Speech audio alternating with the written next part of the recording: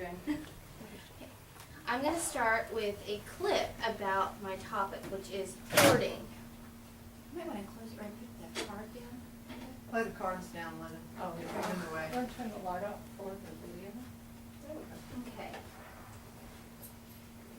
Well, play.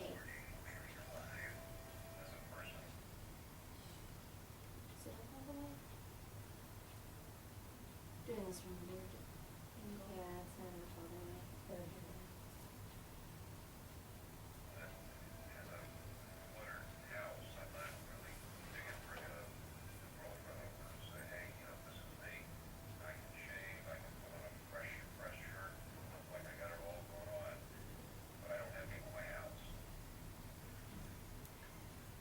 Okay, I feel better about my house. Hoarders.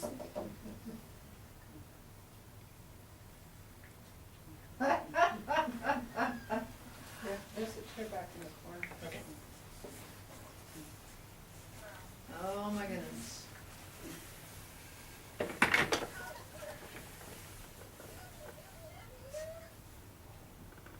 Why is it like this? Really, really, really, why? Can you tell me why? Hoarding, Larry Clive, series premiere Sunday, March 14th at 10. Only on TLC.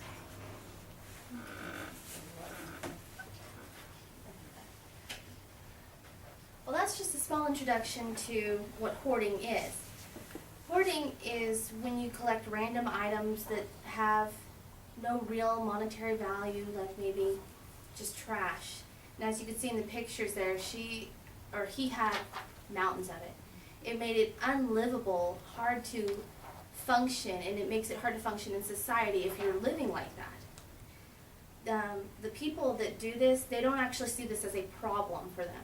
They think some people think it's normal, it's an easy way to live. Some don't know any other way. They were brought up in a home like that. And so that's their only way to function. A person that has this disorder, they have many signs that you can see in their everyday life that show possibly that they could be tending towards hoarding or already. And there are multiple causes, and there are also at least 2 treatments that I know of that work with these type of disorders. The important thing about learning about this disorder is that maybe you can help someone with this. Can help them, guide them in the right direction on where to go, where to find help, because it's not a healthy way to live. Diagnosing hoarder's disease or disorder is really difficult because it has many symptoms along the lines of OCD. Except in OCD, it's usually more of everything is a certain place in a certain order, while as with this, it's random, everything's stored haphazardly. There's no real function to this chaos, except to that one individual person, where they delude themselves into that there is a function in this chaos. In 2011, Susan Lepsedler, in her article, "The Disorder of Things Hoarding Narratives in Popular Media," she states that in 2011, the Mayo Clinic, on their webpage for their tests and diagnosis for disorders, did not actually have one for hoarding. At that point in time, it was just considered a subsymptom of OCD as another form of it. But now, since May 2013, they've been able to find other ways to diagnose it and actually consider it its own disorder now.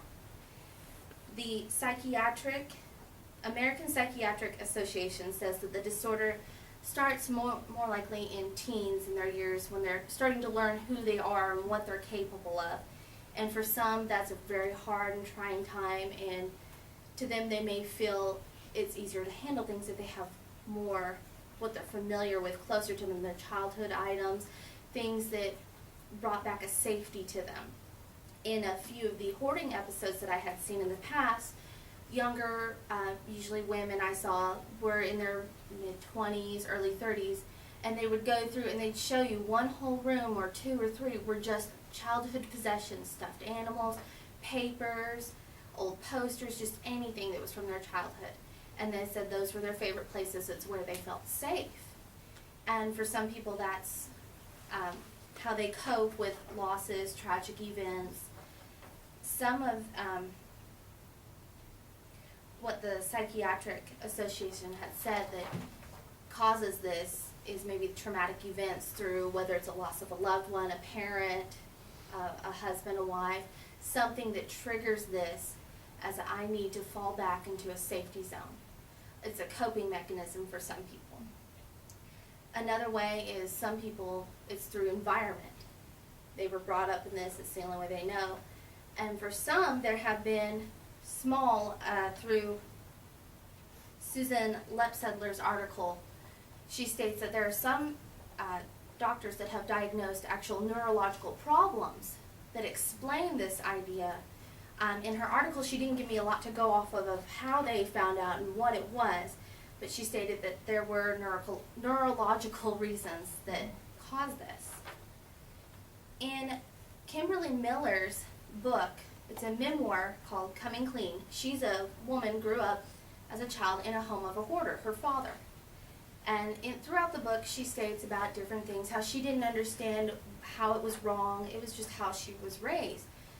When she got into her teen years, she started to notice, well, other people didn't live like this, and it started to make her question, was this a way to live? Was this healthy? Her younger sister, on the other hand, did not go through that phase where she realized this was not a healthy way to live. Her younger sister, Shelley, moved on to become a hoarder as well as her father. And Kimberly states that while growing up, she found that she grew accustomed to her father's hoarding habits in her early childhood, and she never did understand why he did it. And throughout her book, she never does come to a conclusion of why he did it, just possible reasons why he could have done it. He never stated to anyone why he did it. It was just how he handled things. And some of the treatments that are used now, there is a cognitive behavioral therapy, or CBT, and medications such as antidepressants, which are used. And the cognitive behavioral therapy, it's similar to regular therapy, except as you see in hoarders, they come in and they help you deal with it piece by piece. Whether it's, this is why this is stuff important to you. Is this really an important thing? In one episode of Hoarders Buried Alive, I believe that's the show it was in, they have this older gentleman and woman, and they live in, I think it's Bronx, New York, and their son comes in, and he's looking in their bottom basement, and it is just wall to wall of books, magazines, papers, and it was the father's study, is what he called it. But there was no way to get into it. It was literally wall to wall, floor to floor, inch by inch, books, papers. And the son said, do you really need all this? How are you able to read all of this? And how do you go through it all? And the father goes, well, at some point I might be able to read it. I just don't have time to get to it right now because I can't find it. And the son goes, that is the point, Dad. You can't get to it because you can't find it, because you have too much of the same thing. So the father slowly realized he did need to go through those things. Now, he didn't get rid of everything, but he made a progress. He made it to where you could actually get down there, live in that space, see the books. Granted, he still had too many, but it was workable. And it's a slow process, and it does get better over time. Sometimes you have to mix both the medication and that, depending on how severe the actual disorder is. In some, if you catch it early enough, the cognitive therapy is all you need. In some, it maybe the medication might work better. It just depends on the person and the type of severity that they have. Using these treatments, it also helps with the decision making. It helps with relaxation, because in most of these people, they're extremely tense. They're nervous. They're anxious. They don't do well with other people. They can't function speaking in a group or one-on-one with someone. They find that they have this shame or discomfort because they're hiding something. They can't be completely open and honest with someone. Now that we've covered all the signs and the causes and the treatments, you can see why that this is actually becoming a bigger problem. People are hiding it. And yes, the shows are bringing it out more into the light, and you see it in media, and you can see it in your own hometowns. I know there's a couple of places that I have seen in mine that you can tell that there's a problem there. They have too much stuff. It's overflowing from the house and into the yard, and sometimes in some places into the streets. And it's a hard way to live. And it's hard to see someone live like that, especially if it's someone you know and it's someone you love dearly. You want to help them. So learning about how to help them and finding ways and treatments and places where they can get these treatments, it's a good way to learn about it and be able to help someone. Back on the video, you could see in his face when he brought his new girlfriend in, he was embarrassed. And he even states in the beginning that he didn't really want to he wasn't looking for a girlfriend because he didn't want to bring someone home to that. And if I remember correctly from that episode, she actually does end up helping him. She is that reason that helps him to get the therapy, to get the help he needs, and he's able to get to a more workable, livable condition. At this point, I will take any questions or comments about either the video or anything in the presentation. I have sorry. Oh, That's all right. Yes, Pat? How do you get people to recognize the problem? That's an issue because sometimes they don't want to recognize it. And in some of the videos, if you watch Hoarders or any of those shows that go along that, I think one is called Clean House, some of them don't recognize it. They flat out refuse. And there are some people that just can't be helped. And there are some that they know there's a problem, they know what it is, but they choose to ignore it. And those are usually the people you can get the help, and after a little bit of coaxing, they can actually go and say, yeah, okay, let's fix this. And Sarah, did you have a question? Kind of a comment, maybe it rolled into a question of, in years past you often hear about people saying, oh, they're a pack rat. Yeah. But was there a turning point of this becoming more popular as an identified condition? You said it was only a few years old for it to be recognized by the Right. American Psychiatric Association. From what I understand, it's kind of always that pack rat has been the term for hoarding. It's just over time that was the nice way of saying it. Right. Putting it politely in public, and now calling it a disorder brings it more to the attention of people, and it's bringing it to where they can get treatments and find out what's going on with them, why they're doing this, because there's always a reason to why someone does something.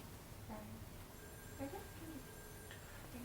You're talking about like children of hoarders and that type of thing. Did you run into spouses type situations as In well? some of the videos I had seen, there were spousals, and that usually was one of the points where the spouse had to leave.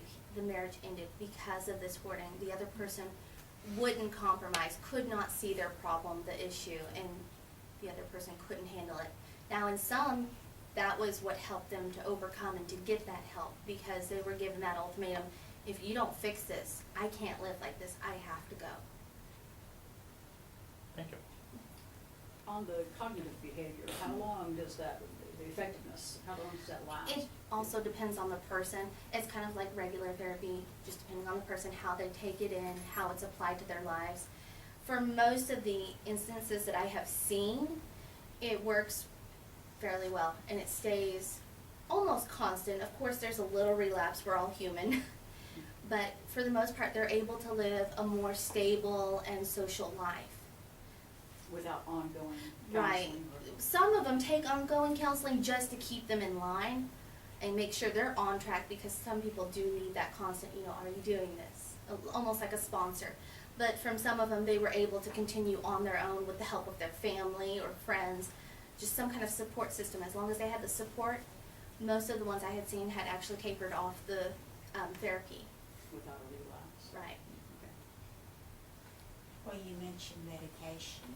Is that permanent, or is there a point where you can It get off depends. the medication? Yeah, it also, once again, it depends on the person and the severity of it. Some people, if it's a neurological malfunction, then they kind of do need to keep on the medication. But if it's due to a traumatic event, sometimes they can taper off and not have to take it. Just depends on the cause, what causes it. Is there any other questions? What caused you to be interested in this topic? Well, what caused me to be interested is I'm kind of a pack rat. And you can ask my mom, she makes jokes and says that one of these days they're gonna put me on Hoarders. Though when I look at their houses and I look at mine, I think I'm doing pretty good. And it's an interesting subject because you've heard that all your life, you know, oh, this so-and-so's a pack rat, oh, if you have this much, you're starting to become a hoarder. And I wondered, at what point does that actually become true and become to the disorder? When you And so- start walking on garbage. There's that. If it's affecting your health or other people's health. Yeah, and there are some that do being a animal detriment, it's a hoarding, problem, yeah. and I've seen There's some food of those. too, and Yeah. rotten food. Oh, yes, I haven't reviewed all that's on this handout, but I found this online, and it gives the causes, statistics on different types of things about hoarders, if anybody's interested in one. It's pretty interesting read from what I've read of it. Would anybody like one? Okay, I'll let you just pass those down, and you can take one if you like. But this is one subject that really interests me. I like learning about different disorders and things because I'm going to be in secondary education. If someone has a problem, I want to be able to identify what could be causing that so I can help them accomplish what they need to do in school and help them possibly in their life. I'll probably throw out everything I I know, I'm not gonna take one either.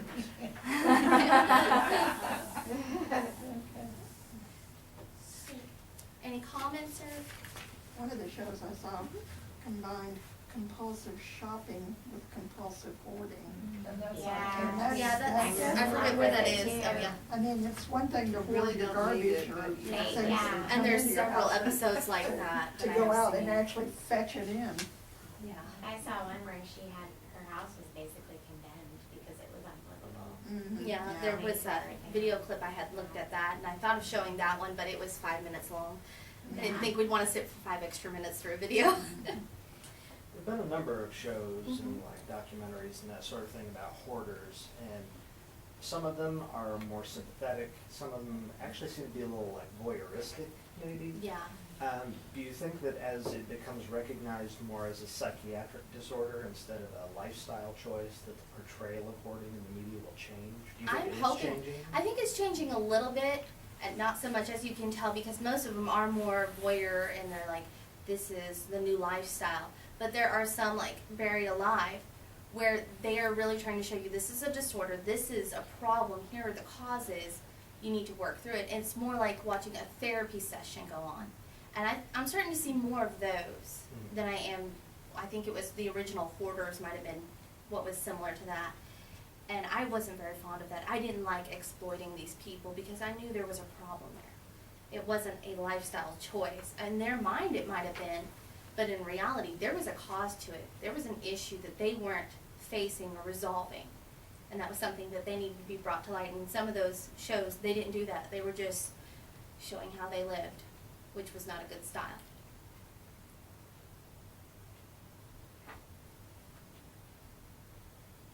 Well, if there are no more questions or comments or concerns about it, we'll be done. Thank you. I appreciate everyone coming in for this. It's very interesting. Yeah, I Good job. found that today, because I was trying to figure out a handout to do. We need a bigger room. No, that's the end of it. The trunk cover has nothing wrong with it. It's cut off. Oh my goodness, did it really? Treatment's cut off, yeah. Oh, well, I just thought it was my cover. Well, if anybody's interested, I can email you the link to where I found this at. I thought I'd Just email it to your mom and she could. Okay, pass I it can on. do that, yeah. Because it's really interesting to look all the way through it. Because I think it even mentioned a couple more treatments that they had, but those were the top two that kept being, they were mentioned over and over. Because I think they're the most successful, I think. Thank you for coming. Take one today now, don't you need I've one? got 2 more speeches I get to do. You know. One will be in 2 weeks, roughly. It's an 8-week course, well, His wife would be 11-day glad to hear course, that. technically, Right, that's what he yeah, and I said. think they spent the summer So trying to it's like empty out. Very fast, yeah, I need Storage to. shed, yeah. And then the other one will be closer to January 10th, I think, roughly. I don't have my paper on me, but, thank you. Maybe at our house if you want to come. Yeah, the next two will probably be there because I don't know where to go. Let me know. Thank you. I saw one that the lady actually had like a poisonous snake in her house. It was dead. Oh, wow. And her daughter freaked out. She's like, "This was in your house, Mom?" There was an episode that I saw that the woman's house was just covered in black widows. Oh my God. Everywhere they turned around, there was one in pieces, but the black widows were the big thing they were finding everywhere. And so they were like, "You can't go back in there." And she didn't understand why. Mouse droppings. Sold all my That's not good for you either. Yeah, there's This some of kid it bought is them, just he's interesting just how gonna they, put them on eBay and how sell they them. function. It's like You you don't can that find much. I I mean, think I my know I parents have a lot of were stuff, but I don't hoarding. have that I much. couldn't do I that. have- Yeah, My some grandmother of that- used to I live mean, next all door, that you can't and even so walk in. No, all there's her Not stuff, livable. well, and like the one I was talking about, yeah, with it's the still books there, and the they papers. kept